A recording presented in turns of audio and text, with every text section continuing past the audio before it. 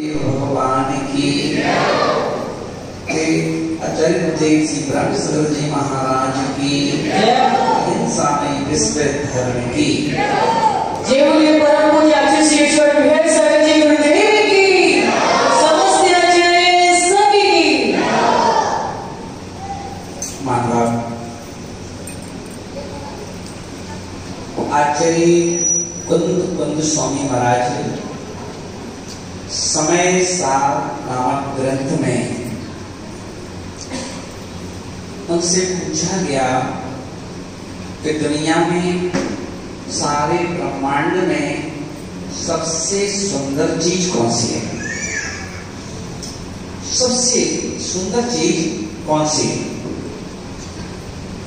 अगर कोई आपसे पूछे कि सबसे सुंदर चीज कौन सी है, तो कोई गाड़ी बोलेगा, कोई मकान बोलेगा, कोई हीरे की अंगूठी बोलेगा, कोई कुछ बोलेगा। पर कुंद स्वामी महाराज से पूछा कि सबसे सुंदर चीज कौन सी है सारे ब्रह्मांड की? तो कुंद स्वामी महाराज ने जवाब दिया।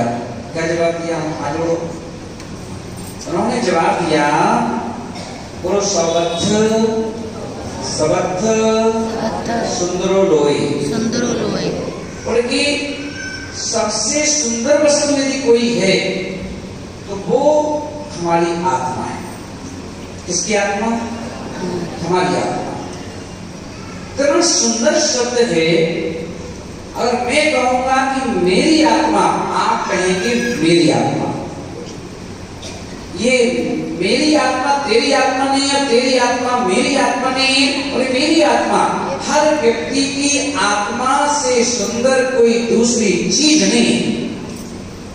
तो इसलिए जो ज्ञानी जीव है वह उसका एक एक कदम, उसके मुख से निकला हुआ एक एक शब्द आत्मा के हित के लिए होगा। वो चले, वो खाए, वो बोले, कुछ भी करे ना, तो क्या करता है? उसका एक एक कदम महेंद्र जी का भी होता है आत्मा के लिए। अपन ये देखेंगे कई बार व्यक्ति के मन में शिकायत होती है, शंका होती है, कितना धर्म करने के बाद कई लोग अभिषेक करें, पूजा करें, फिर भी परेशान है। ऐसा नहीं कि पूजा करने वाला कोई परेशान नहीं होता, दान करने वाला कोई कभी परेशान नहीं होता, मंदिर बनवाने वाला कभी परेशान नहीं होता, मूर्ति स्थापित करने वाला कभी परेशान नहीं होता। ऐसा नहीं। फिर क्या दिक्कत है भाई? तो शिकायत आती है कि जब इतना कर रहे हैं फिर हम परेशान क्यों हैं? इतना करने के बाद भी हम परेशान क्यों हैं? तो प्रश्न उठता है कि भाई, और लोग भी कहते हैं कि भाई इतना कर रहा व्यक्ति, बताओ तो क्यों? तो आचार्य महाराज बोले कि परेशान इसलिए है, कल तो सब कुछ अच्छा रहा है मगर बिना रजिस्ट्रेशन के करवा है। रजिस्ट्रेशन नहीं कराया। जब तक आप MBA की पुस्तक पढ़ करके और तुम पेपर देने चले जाओ, ना तुमने रोल नंबर भरवाया है, ना फॉर्म भरा है, ना फीस जमा की है, कुछ नहीं किया, तो रोल नंबर किससे आएगा? हाँ, भले ही तुमने पुस्तक उठा करके खूब पढ़ लिया हो, आंसर शीट अगर तुम्हें दे दी वैसे तो मिलेगी नहीं, और अगर दे दी भी जाए तुम लिख के ले जाओगे, और जितने लोग बैठे हो परीक्षा हॉल में सबसे अच्छा लिख के भी आओगे, कभी संतोष जी क्या नंबर मिलेंगे? नहीं मिलेंगे। बोले क्यों नहीं मिलेंगे? बोले कि आपने क्या किया, फीस जमा नहीं की थी। तो अपन जितने भी लोग हैं रोज पूजा कर रहे हैं लोग, और क्या कर रहे हैं लोग? बिना रजिस्ट्रेशन के कर रहे हैं। कैसे कर रहे हो? बिना रजिस्ट्रेशन। रजिस्ट्रेशन बहुत जरूरी है। और अपन ये देखेंगे रजिस्ट्रेशन कराने के साथ एक सामान रेल है, सामान रेल है, एक ही पटरी है, एक ही इंजन है कि नहीं? चलाने वाला एक ही ड्राइवर है, पर उस ट्रेन में जनरल बोगी भी है और AC भी है। दोनों बोगी हैं कि नहीं? जनरल भी है और AC भी है। पर अब ये देखिए, अब किसी व्यक्ति ने कहा भैया अपने पास ज्यादा पैसा नहीं है, एक्स्ट्रा पैसा लगेगा उसमें 200-300-400 रुपए जितने भी लगते होंगे। कितने लगते हैं टिकट से एक्स्ट्रा? कम से 400-500 रुपए लगते होंगे। वो 500 रुपए तुम नहीं दे पा रहे हो तो जनरल में जाओ, और तुमने 500-1000 रुपए जो एक्स्ट्रा दे दिए तो एसी में जाओ ना। और जनरल में भी यात्रा हो रही है, एसी में भी यात्रा हो रही है, पर अंतर क्या है? और एसी की यात्रा आरामदेह और फुल फैसिलिटी, और जब पानी पीना हो तो मिल जाएगा एसी में, नाश्ता चाहिए हो, भोजन करना हो तो चलती ट्रेन में मिल जाएगा। पर जनरल में यदि भूख लग जाए, पानी पीना हो, चाय पीना हो, कॉफी पीना हो तो रास्ते चलती ट्रेन में कोई व्यवस्था नहीं। जब कोई प्लेटफॉर्म, और जनरल में यदि मान लो, जनरल में कैसे बनते हैं जब भेड़ बकरी की तरह, तुम्हें चढ़ने की जरूरत ही नहीं, धक्के धक्के नहीं पहुंचाओगे, धक्के में ही अंदर चले जाओ, धक्के में बाहर आ जाओ, और सीट की तो कल्पना ही नहीं, तो मिल जाएगी। लड़ाई झगड़े भी हो सकते हैं, मार पिटाई भी हो सकती है, पिटो भी और आ जाओ वापस बाहर, जंप हो गई है ना। बोले क्यों? सिर्फ 500 रुपये एक्स्ट्रा नहीं दिया, रजिस्ट्रेशन को नहीं दिए, रजिस्ट्रेशन हो जाता, ऑनलाइन मिल जाता, वो टिकट लेते को ऑनलाइन आपका रजिस्ट्रेशन हो चुका है। आप निश्चित होकर के, कितनी भीड़ हो गर्मियों की, आप ट्रेन में स्टेशन पर बहुत भीड़ है प्लेटफॉर्म पर आपकी सीट आरक्षित है, उस सीट पर कोई नहीं बैठेगा। आपके बाकायदा रेलवे भी इस बात को स्वीकार करेगा कि हमारा कस्टमर है, और उन्होंने क्या किया, रेलवे की बोगी नंबर कोई S1, S2, S5 जो भी हो, उस बोगी के गेट पर एक कागज चिपका देते हो, उस कागज पर आपको अपना नाम भी लिखा मिलेगा। Seat number 45 Mahendra Kumar ji Jain sector में, 4 सीट में नंबर नहीं लिखा, पर क्यों? ये किसका कमाल के? कोई 500 रुपए का। I am right? Yes no? Right. ऐसा ना? हाँ। जब भी पूजा करने जाओ, अभिषेक करने जाओ, पहले चेक कर लो, जनरल बोगी में बैठ के पूजा पाठ कर रहे हो,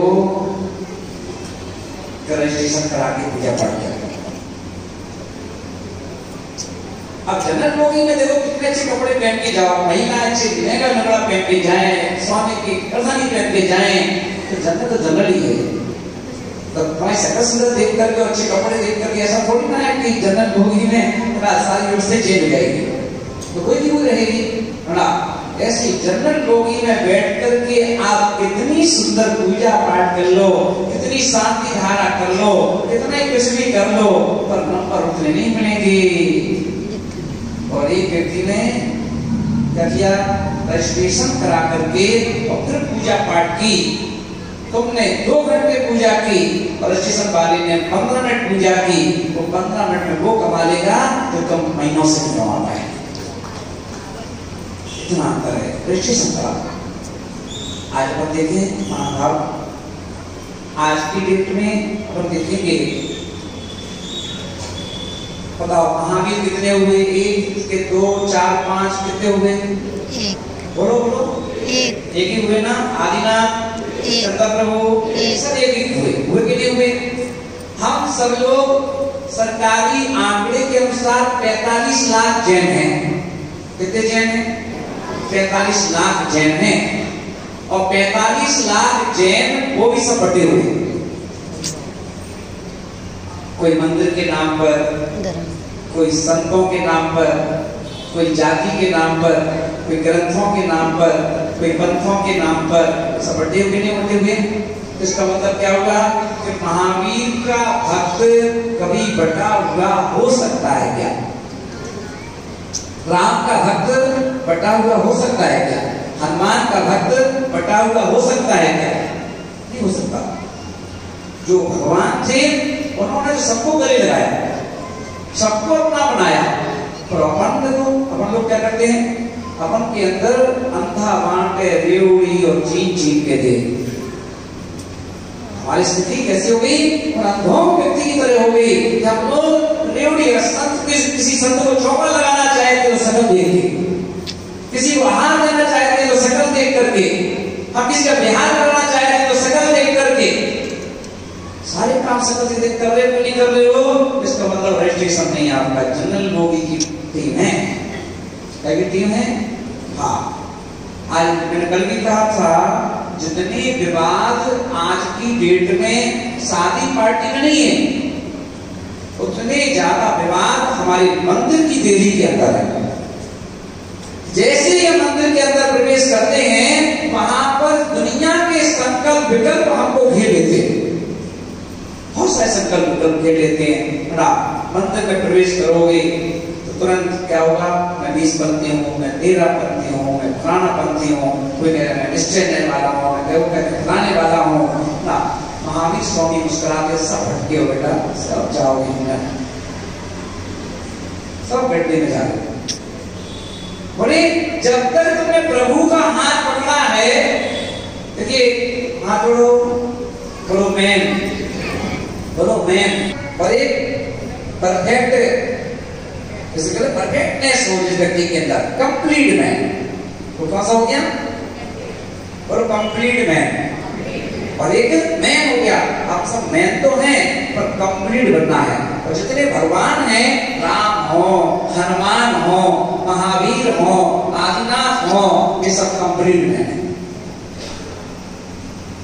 कंप्लीट कौन बनता है? देखो, तुम एक परिवार को नहीं देख पाते हो, एक खानदान को नहीं देख पाते हो, एक समाज को नहीं देख पाते हो। पूछो हमारे इतिहास रत्न से कि हे नरेंद्र जी, आप विधायक हैं, तो भिंड में कौन सी समाज के विधायक हैं?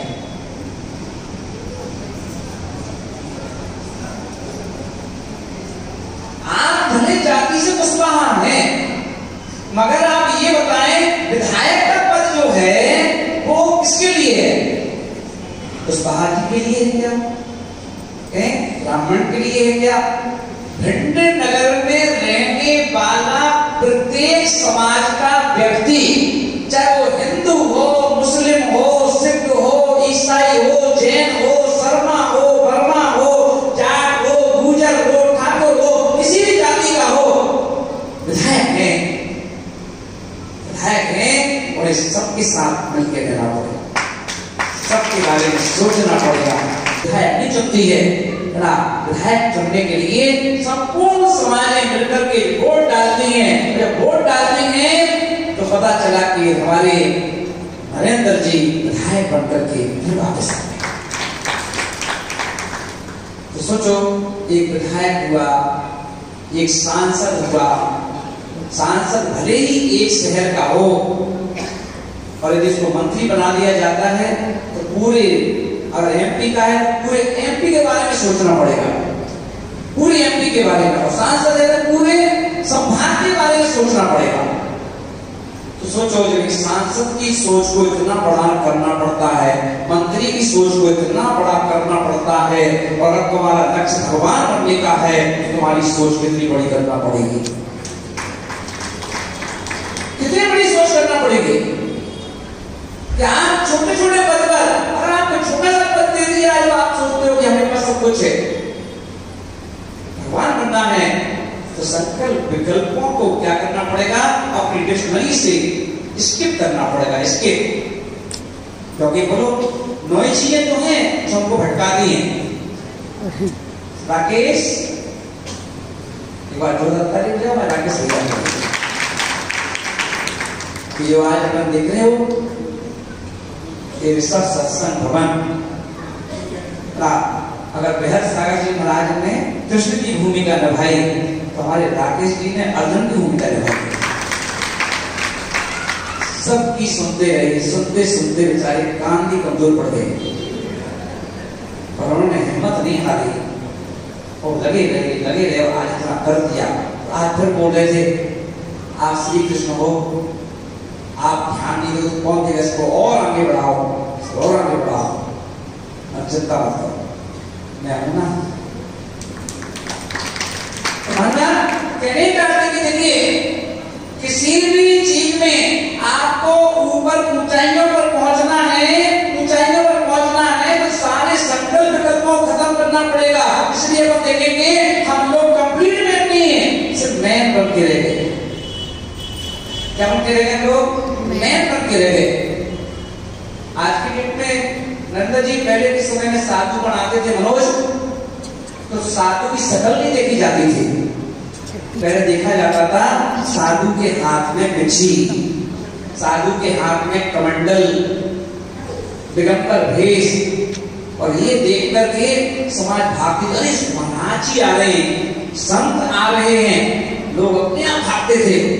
पूजा करेंगे, लेकर आएंगे, विहार करेंगे, आहार करवाएंगे।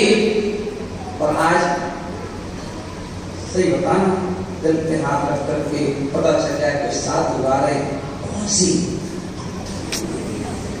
कौन से पंथ के, कौन से गुरु के, गोरे हैं, काले हैं, मोटे हैं, पतले हैं, प्रवचनकार हैं, क्या है, सब चीज पर बायोडाटा दो, शादी करना है।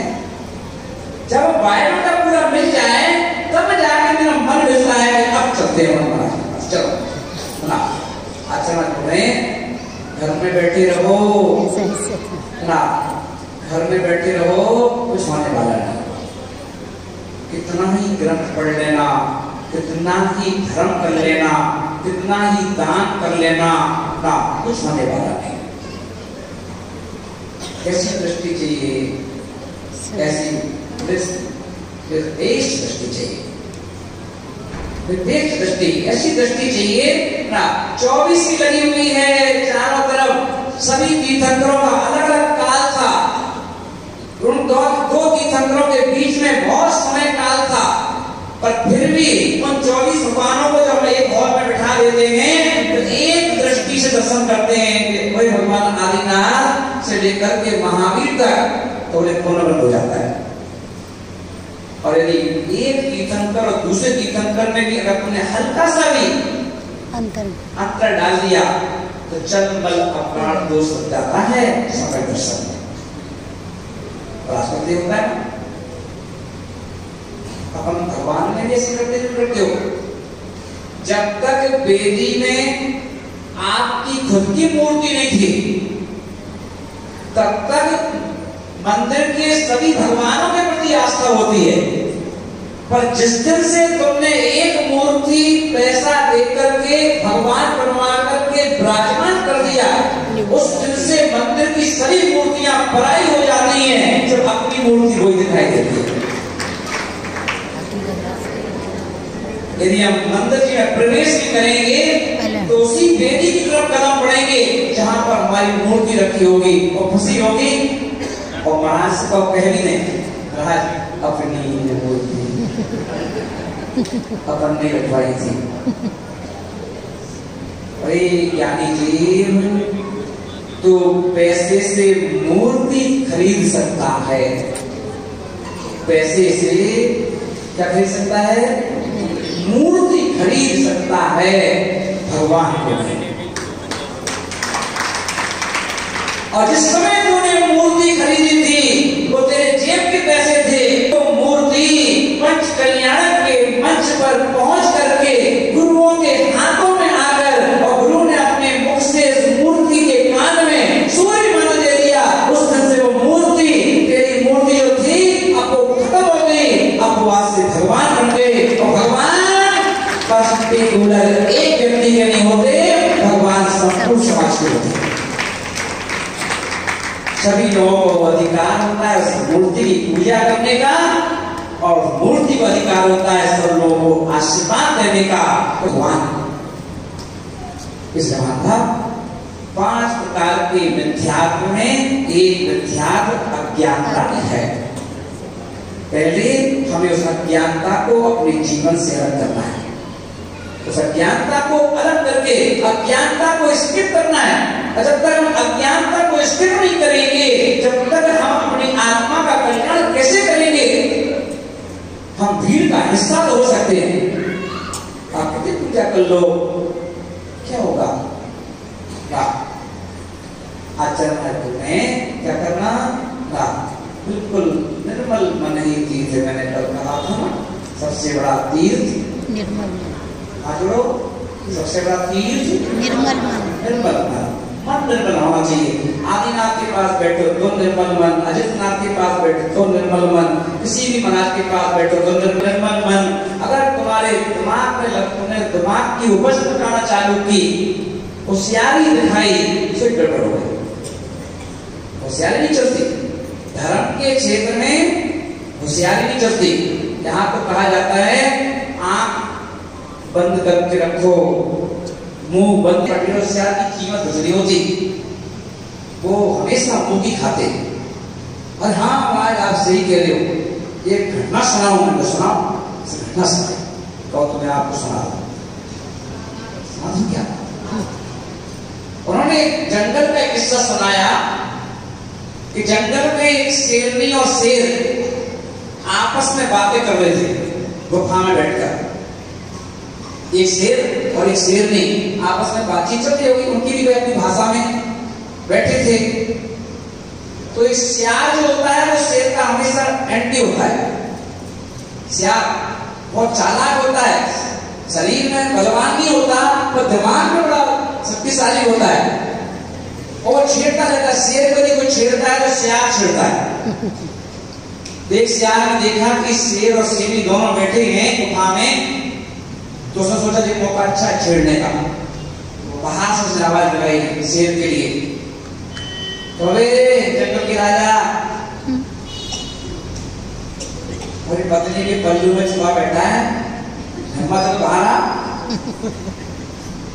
शेर ने सुन तो लिया और शेर ने क्या कोई प्रतिक्रिया नहीं की और ऐसे बैठा रहा जैसे कान में सुना ही ना हो। और शेरनी ने सुन लिया था। शेर ने बोली देखो कैसा बोल रहा है, इसकी हिम्मत छेड़ रहा है आपको। शेर बोला हाँ चिल्लाया अबे डरपोक, डर गया, अरे बाहर आ क्यों देखो। शेर ने और गुस्सा आया। शेर ने बोली भागो, कैसे बोल रहा है, तुम्हें गुस्सा नहीं रहा है, आपको ललकार रहा है, आपको जंगल के राजा शेर को ललकार रहा है, तुम गुस्सा नहीं करते हो, ऐसे बैठे हो शांति से।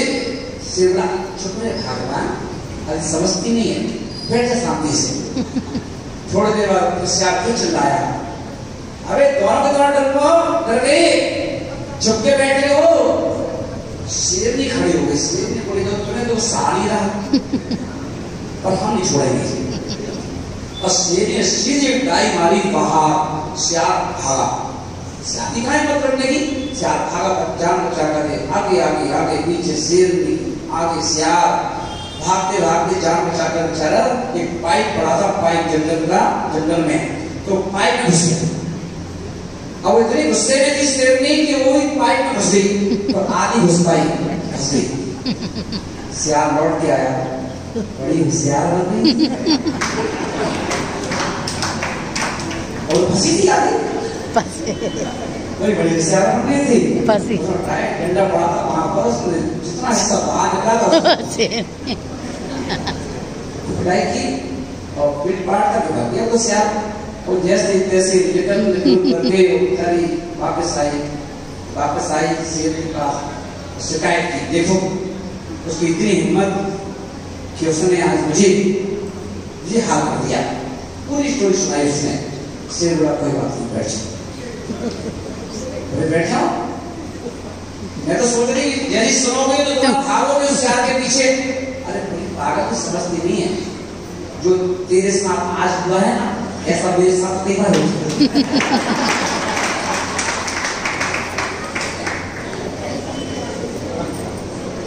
बोले ज्यादा घूस में आने की जरूरत नहीं, दुनिया का काम है। क्रोध करो, हम ऐसी स्थिति पैदा करेंगे तुम्हें गुस्सा है, हम ऐसी स्थिति पैदा करेंगे कि तुमको मान फसाया है, हम ऐसी परिस्थितियां पैदा करेंगे कि लोग तुम्हारे अंदर लोभ आ जाए, हम ऐसी परिस्थितियां बनाएंगे कि तुम्हें हिंसा करने को मजबूर हो जाओ।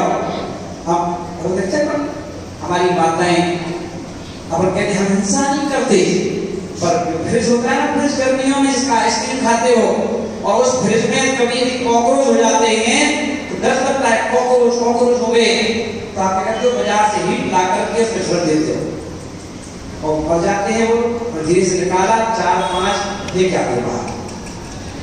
हिंसा करते, परिस्थिति आई कि नहीं, भिड़ जाया कि नहीं, उसने अपने हिंसा करवा दी।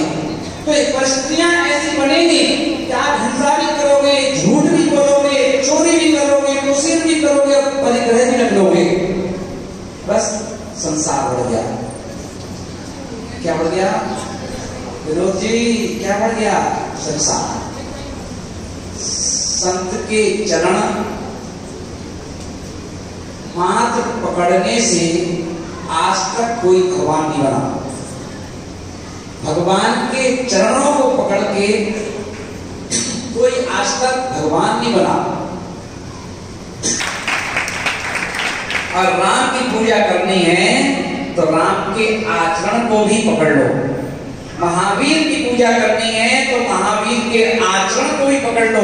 किसी गुरु को चरण पकड़ना है तो जब सोचो गुरु के चरण पकड़ लिए तो मेरा कोई बाल बाका नहीं कर सकता है।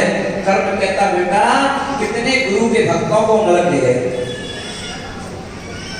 तो कहते हैं गुरु के चरण के साथ साथ उनके आचरण को पकड़ लो। और जिनने भी आचरण पकड़ा है, ये जिनवाणी क्या कहती है?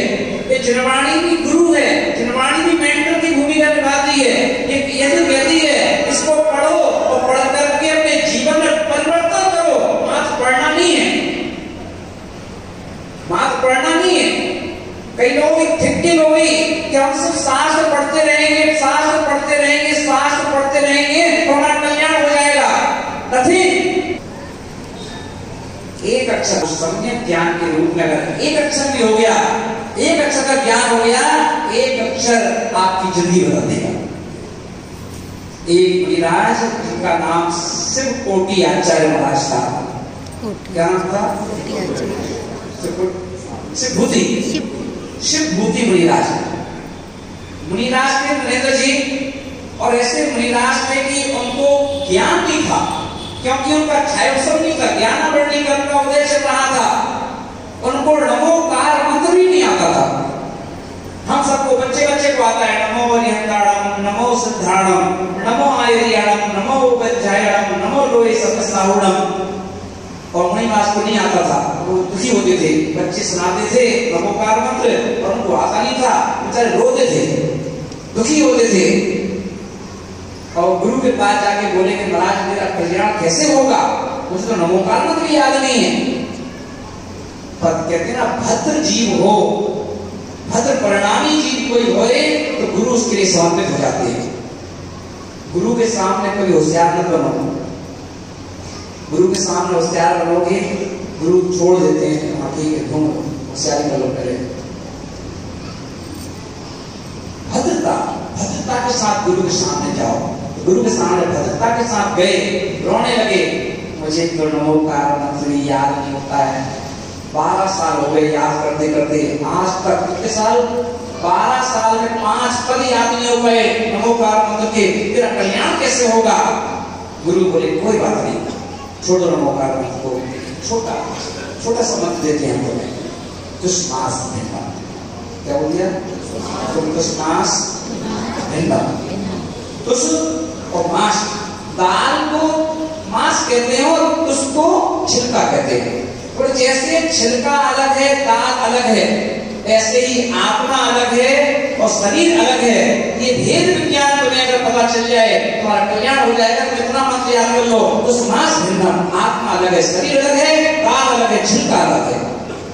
बोले ठीक है, ये छोटा मंत्र है, ठीक है, उस मास भिन्नम। पर ज्ञानावरणी का पता चल रहा था, बच्चों की तरह रटते रहते थे माला, तुष्मास भिन्नम, तुष्मास भिन्नम, तुष्मास भिन्नम, तुष्मास भिन्नम, याद रहता था। और आहार करने गए चौके में तो खाते खाते कैसे बोलेंगे, तो उनका उच्चारण नहीं किया, भूल गए। जैसे अंजलि छोड़ी तो कौन सा मंत्र हो, भूल गए। इतने उदास हुए कि लोग जैसे जैसे गुरु ने एक छोटा सा मंत्र दिया था वो ही भूल गए, निराश होकर के चले जा रहे थे। एक महिला अपने घर के बाहर बैठ के दाल धो रही थी, वहीं पहुंच के बड़ी भद्रता के साथ, अम्मा क्यों करो सी, क्या कर रही हो? बोले बाबा तो स्मास भिन्नम करोगी। ओ जी था, जी था, जी था, स्मास भिन्नम, यही था, यही था। बस याद आ गया, वहीं गए, इतने खो गए अपनी आत्मा में, और क्या सोचने लगे, तो मांस भिन्नम, आत्मा अलग है, शरीर अलग है, छिलका अलग है, दाल अलग है, भेद ज्ञान। और ऐसे उन्हें जब अपने आत्मा में ऐसे गोता लगाया, ऐसे डिपटी गए, तो माँ देख रही क्या हो गया बाबा को, और एक झटके में देखा वो केवल गया। इतना सा ज्ञान चाहिए विजय, इतना चाहिए, इतना सा। भगवान महावीर से पूछा गया कि कितना ज्ञान चाहिए आत्मा को परमात्मा बनाने के लिए, उन्हें मात्र अष्ट प्रवचन मात्रिका का, 5 समिति और 3 गुप्ती, इतना ज्ञान अर्जन कर लो ना।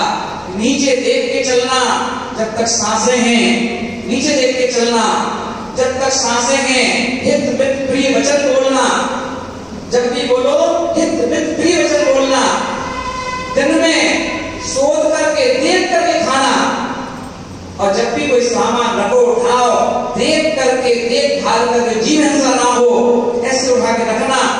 और जब भी मलमूत्र करने भी जाओ तो देखना कि मेरे मल करने से, मेरे मूत्र करने से कोई जीव की हिंसा ना हो जाए, कोई चींटी ना मर जाए ना। तो इतना काम करना, अपने मन और वचन काय को संभाल के रखना है, इतने में मोक्ष हो जाए। ज्यादा पुस्तक पढ़ने की जरूरत नहीं, क्योंकि हम ज्यादा पुस्तक पढ़ते हैं तो भटक जाते हैं। इसलिए माना आचार्य बोलने की अल्प आयु, छोटी सी आयु मिली है, भटकने के लिए नहीं। भटके तो अनादिकाल से हैं, वापस अपने घर में आने के लिए है। ये निज घर तुम्हारा वेट कर रहा है, हाथ बाहें पसार करके कि आगच्छ, क्या कह रहे हैं, आगच्छ, आइए आपका स्वागत करो ना। देखिए हमारे नरेंद्र जी